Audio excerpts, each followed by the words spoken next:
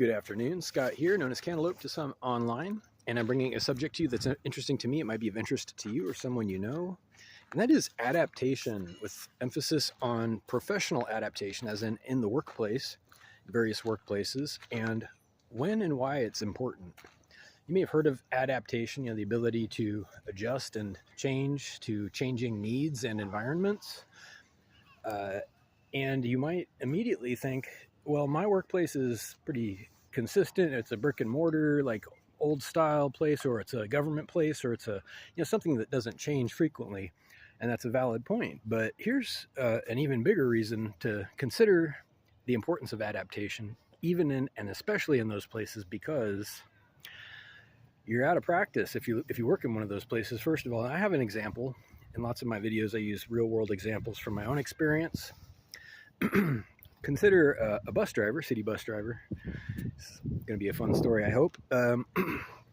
City buses, well, traditionally, and for many, many years, they require bus fare.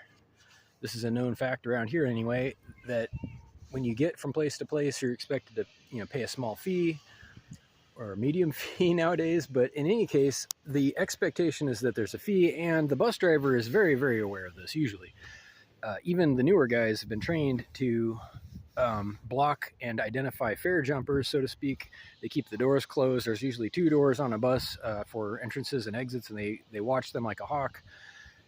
So here's the thing. In my county right now, there are 4 completely separate towns that are rolling out this program where there's a free shuttle locally in those towns.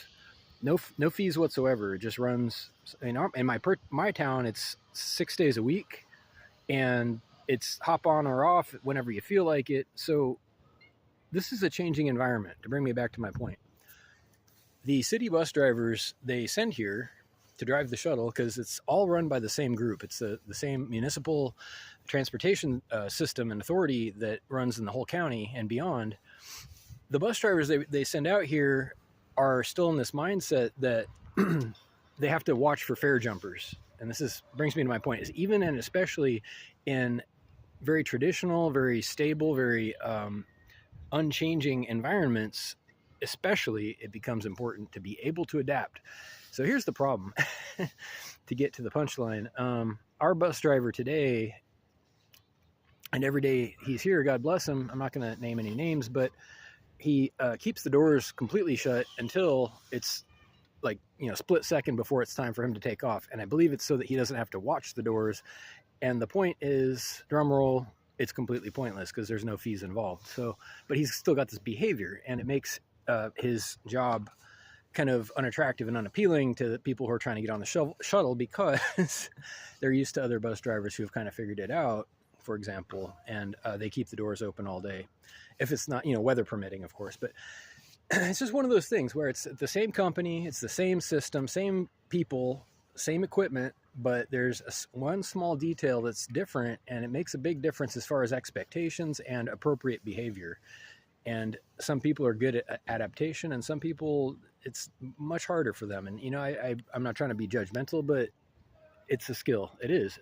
Being open-minded and open to change in any job is an asset. It really becomes an asset. So anyway, hope you have a great day. 4-minute video. If you have questions or comments, please reach out to whitehotrobot@gmail.com. Thank you.